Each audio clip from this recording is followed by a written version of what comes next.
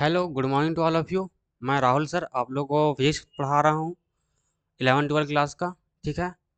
अभी हम सुमन classes YouTube channel पे ऑनलाइन फ्री क्लास ले रहे हैं, तो आप लोग जुड़ना चाहते हैं जुड़ सकते हैं हमसे। ठीक।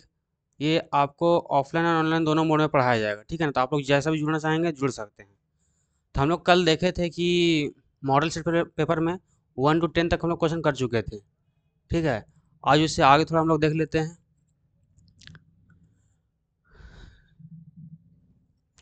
देखिए, इसमें हम लोग जो मॉडल सेट पेपर कर रहे थे उसमें बताए थे आपको, विद एक्सप्लेनेशन भी सारा बताते जा रहे हैं, तो उसको भी थोड़ा मेंशन कर लीजिएगा सारा। चलिए, आज आगे हम लोग बढ़ते हैं।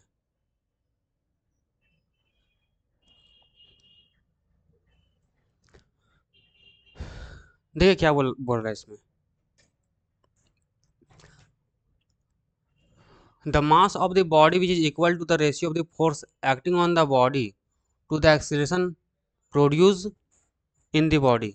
मीन्स जो मास, जो बॉडी का जो मास है वो बराबर है किसका, मास है वो बराबर है किसका, ratio of force acting on the body, force के on the body to the acceleration, acceleration के, दैट मीन्स की इनटू एक्सीलरेशन जो प्रोड्यूस हो रहा है उसमें, जो बॉडी में एक्सीलरेशन प्रोड्यूस हो रहा है उसका। दैट इज सिंपल हम लोग बोलेंगे तो इसका बात कर रहा है, फोर्स बराबर मास इनटू एक्सीलरेशन का। तो ये जनरली फॉर्मूला किसका होता है, तो ग्रेविटेशनल का होता है, नहीं होता है, इलेक्ट्रोमैग्नेटिक होता है, नहीं, इंटरनल मास का होगा, नहीं, इनर्शियल मास, हाँ इनर्शियल मास का होता है, दैट मीन्स इनर्शिया का होता है। हमसे हम लोग पढ़े हैं न्यूटन का फर्स्ट लॉ। फर्स्ट लॉ क्या बोलते हैं, तो फर्स्ट लॉ इनर्शिया जनरली बात करता है। अच्छा, तीनों का एक्सप्लेन हम जरा यहाँ पे कर देते हैं आप लोगों को।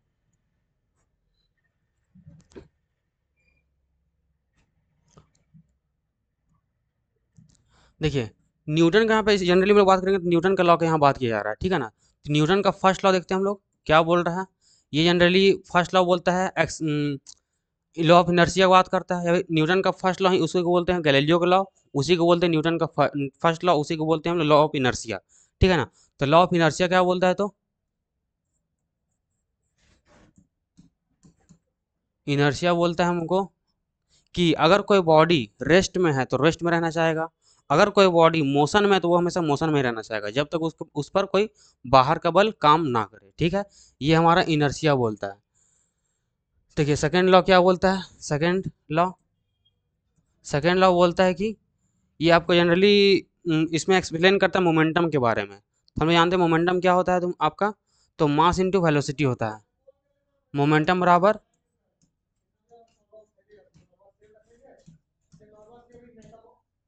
बराबर मास इंटू वेलोसिटी होता है, ठीक है। मोमेंटम बराबर मास इंटू वेलोसिटी होता है, मीन्स, हाँ second law mass into velocity, that mean ये मोमेंटम के बारे में आपको बताएगा।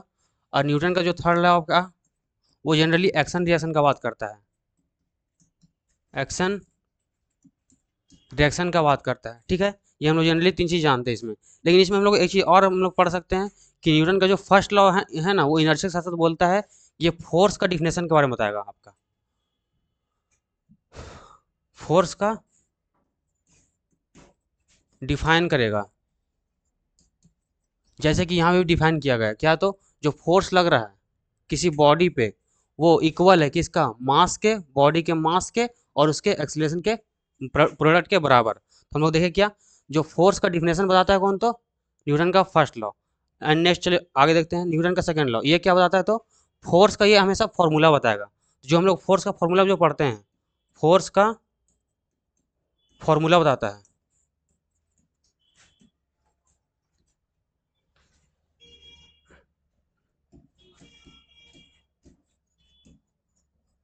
तो हम लोग फॉर्मूला क्या जानते हैं, फोर्स बराबर मास इंटू एक्सीलरेशन। ये जो फॉर्मूला मिला है हमको, फॉर्मूला किससे मिलता है, तो सेकेंड लॉ से हमको मिलता है।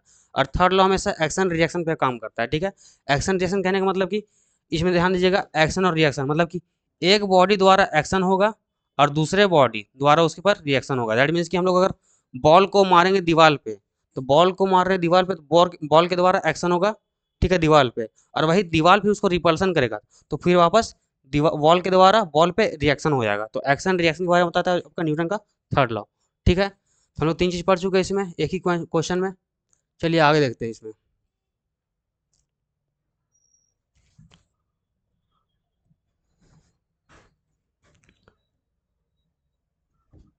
चलिए देखते हैं क्वेश्चन नंबर 12 क्या बोल रहा है। What is the linear momentum of the gun and bullet before firing. देखिए फायरिंग होने से पहले बुलेट का और गन का मोमेंटम क्या होगा, लीनियर मोमेंटम क्या होगा उसके बारे में पूछ रहा है। लीनियर मोमेंटम क्या होगा, तो देखिए फायरिंग होने से पहले लीनियर मोमेंटम हमेशा कंजर्व रहता है। कंजर्व दैट मीन कि इसमें भी एक्शन रिएक्शन की जनरली बात करते हैं। एक्शन और रिएक्शन हम जस्ट बताए थे बॉल बॉल में, तो जितना एक्शन होगा उतना ही आपका रिएक्शन भी होता है। तो हमेशा ये रिजल्टेंट हमको मिलता है, हमेशा इसका जीरो रिजल्टेंट मिलता है, ठीक है ना। यहाँ लेकिन फायरिंग होने से पहले का बात कर रहा है, तो वो भी मेरा जीरो ही रहेगा, ठीक है। तो यहाँ जीरो दिया हुआ है, हाँ दिया हुआ है, तो ये मेरा सी ऑप्शन हो जाएगा इसका, ठीक है। चलिए आगे देखते हैं क्वेश्चन नंबर 13।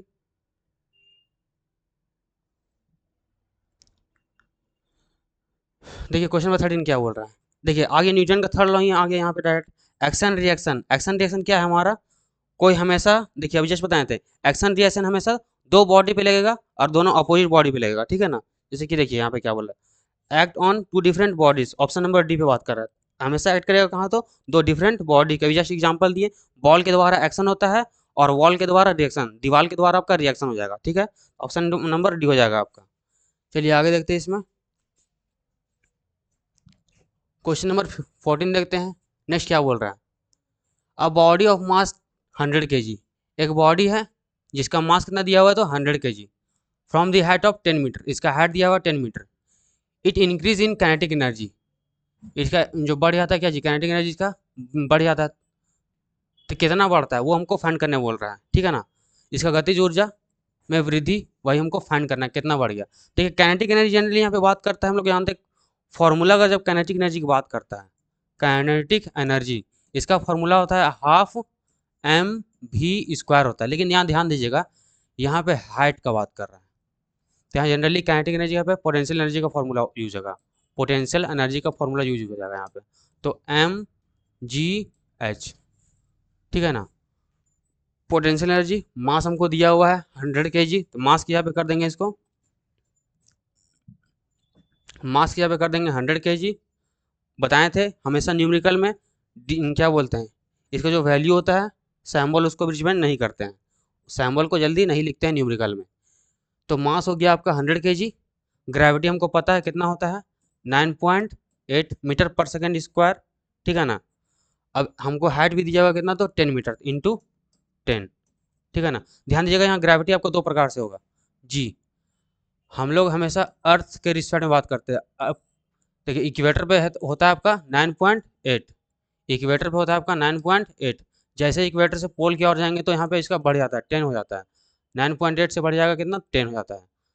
ये जी का वैल्यू, अभी फिलहाल हम लोग जी का वैल्यू 9.8 ही लेके चल रहे हैं, तो मल्टीप्लाई कर देंगे कितना था 98, 9.8 में कितना जीरो, दो और एक तीन जीरो, दो तीन जीरो, ठीक है। तो ये पॉइंट को हटाने के लिए एक जीरो यहाँ पे हट जाएगा, देख लीजिए पॉइंट हटाएंगे यहाँ से, एक जीरो खत्म, तो कितना बन गया 98 पे डबल जीरो। देखिए एनर्जी की बात कर रहे हैं, एनर्जी हमेशा जूल में आता है, तो हम लोग देख लेते हैं कहाँ इसका मिल रहा है, तो 98 जूल यहाँ पे है, 98 जूल। क्लियर यहाँ तक में। चलिए आगे हम लोग देखते हैं इसका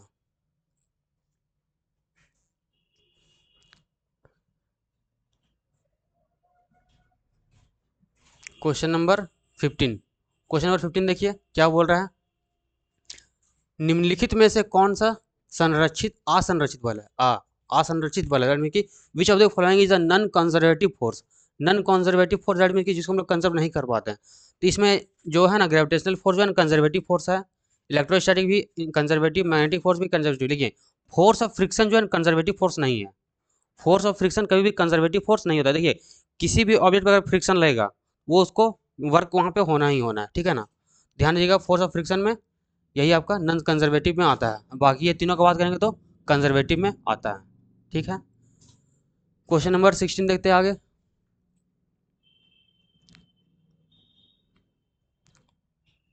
क्वेश्चन नंबर 16 देखिए क्या बोल रहा है, a body acted upon bye a force of 50 Newton.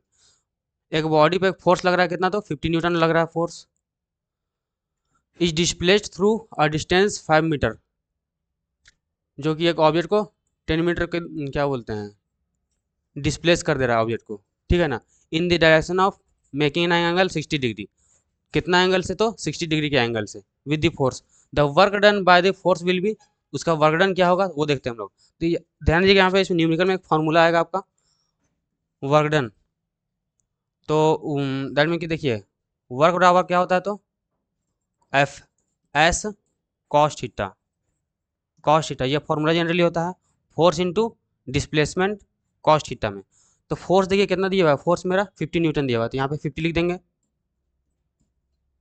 Displacement कितना हुआ है उसमें, 10 मीटर का डिस्प्लेसमेंट हुआ है, मतलब कि बढ़ा कितना है, तो 10 मीटर डिस्प्लेसमेंट हुआ है, इंटू कॉस थीटा, थीटा का वैल्यू कितना दिया 60 डिग्री, तो कॉस 60 का वैल्यू कितना होता है, तो कॉस 60 का वैल्यू 1/2 होता है। ठीक है, तो काट दी यहाँ से 2 से यहाँ पे काट दिए 25, 25 इंटू 10 250। फाइन क्या कर रहे थे, तो वर्क, वर्क का होता है आपका जूल, कहाँ है तो देखिए यहाँ पे 250 जूल हो जाएगा आपका ऑप्शन। ठीक है, चलिए आगे देखते हैं इसमें।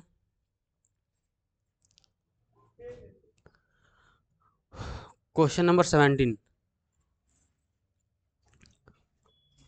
देखिए क्वेश्चन नंबर 17 क्या बोल रहा है, which of the following principle is used by the ballet dancer during her performance.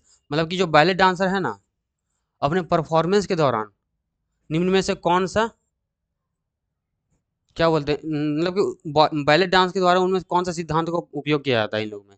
ठीक है ना, ध्यान दीजिएगा, जब ये डांस होता है वो हमेशा सर्कुलर फॉर्म में उन लोग जनरली अधिकतर वर्क करता है, अधिकतर सर्कुलर फॉर्म में, क्योंकि अपने पैर पे खड़ा होकर के जनरली उन लोग राउंड घूमता है। ठीक है ना, तो राउंड इसलिए देखिए राउंड घूमता है तो उसमें अपना बैलेंस बनाने के लिए उसमें घूमता है। ध्यान दीजिएगा, उसको स्पीड बाहर की ओर वर्क करता है, उसमें स्पीड उसका बाहर की ओर वर्क करता है और हमेशा उसका फोर्स अंदर की ओर लगता है। दैट मीन्स एक सिंपल बोलेंगे तो सेंट्रीपिटल फोर्स यहाँ पे वर्क करता है। ठीक है ना, स्पीड बाहर की ओर, फोर्स अंदर की ओर लगता है इसमें, that is called centripetal force में वर्क करता है। ध्यान दीजिएगा यहाँ पे इसमें किसका बात करें तो, हाँ यहाँ दीजिएगा एंगल बन रहा है, तो यहाँ पे एंगुलर हो सकता है, हाँ एंगुलर मोमेंटम हो सकता है इसका। तो ये हम लोग बोल सकते हैं क्या जी, कंजर्वेशन ऑफ एंगुलर मोमेंटम, हमेशा एंगल बनेगा उसके साथ ही कुछ उसमें मोमेंटम आएगा। दैट मीन्स कि इसका बोलेंगे तो मास इनटू वेलोसिटी के साथ अपना कुछ रेडियस बनाएगा, दैट मीन्स कि उसी को बोल देंगे लीनियर मोमेंटम आपका। ठीक है ना, इसका ऑप्शन डी हो जाएगा आप लोगों का। चलिए नेक्स्ट देखते हैं आपका,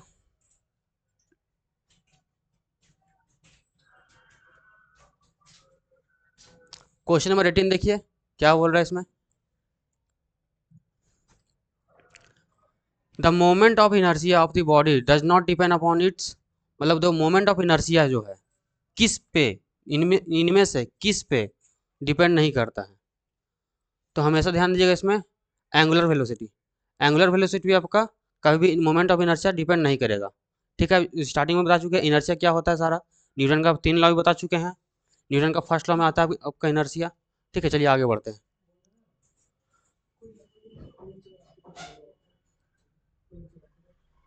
चलिए देखिए क्वेश्चन नंबर 19 देखिए, torque acting on a body is the rotational analogue of, means कि जो टॉर्क लगता है किसी बॉडी पे उसका रोटेशनल एनालॉग क्या होगा। टॉर्क रेट मीन्स कि देखिए टॉर्क पहले होता क्या समझ लीजिए, मान लीजिए आपका ये गेट है, दरवाजा घर का, उसका हम लोग जो कमाड़ी को खोलते हैं हमेशा, ठीक है ना, इस टाइप मूवमेंट करता है। दैट मीन कि देखिए मेन गेट आपका इस टाइप जो होता है ना गेट में, तो यहाँ ध्यान दीजिएगा यहाँ पे कब्जा लगा हुआ रहता है आपका, और यहाँ पे हम लोग धकेलने के लिए यहाँ पे क्या बोलते हैं उसको, पकड़ने वाला यहाँ पे होता है। ध्यान दीजिएगा इसमें जो ये घूम रहा है इस अक्ष पे अपना घूम रहा है, दैट मीन कि कोई ऑब्जेक्ट अपना ही स्थान पे मूव करता है इस टाइप में, उसको हम लोग टॉर्क लगाते हैं। दैट मीन्स कि इसका फॉर्मूला होगा force into length of arc, length of arc में कि जहाँ हम लोग पकड़ते हैं जिसको कब्जा बोलते हैं, मतलब कि पकड़ने वाला हैंडल, वहाँ से कब्जा तक का दूरी उसको हम लोग बोलते हैं लेंथ ऑफ आर्क। ठीक है ना, तो टॉर्क बराबर हो गया force of into length of arc, जितना दूर ये वाला रहेगा हमको फोर्स उतना कम अप्लाई करना पड़ेगा। ठीक है, क्योंकि इसका देख लीजिए यहाँ पे, इसको अगर टॉर्क हटाएंगे यहाँ पे फोर्स और लेंथ का हम बात करेंगे, फोर्स इक्वल टू लेंथ इधर मल्टीप्लाई इधर आएगा डिवाइड में इक्वल टू, तो 1/लेंथ हो जाएगा। लेंथ बढ़ाएंगे हम, इसका लेंथ बढ़ाएंगे तो फोर्स हमको कम अप्लाई करना पड़ेगा। ठीक है, वही अगर लेंथ हम घटा देंगे तो फोर्स उसका ज़्यादा अप्लाई करना पड़ता है। यही मेरा टॉर्क टॉर्क का फॉर्मूला में जनरली आता है। तो यही बोल रहा है क्या चीज़ में, तो फोर्स पे यहाँ जनरली वर्क कर रहा है और लेंथ पे वर्क कर रहा है। ऑप्शन में मेरा सिर्फ फोर्स का बात कर रहा है, सिर्फ यहाँ पे फोर्स हो जाएगा इसका ऑप्शन नंबर बी। ठीक है, चलिए क्वेश्चन नंबर 20 देखते हैं हम लोग। देखिए इसमें क्वेश्चन नंबर 20 क्या बोल रहा है।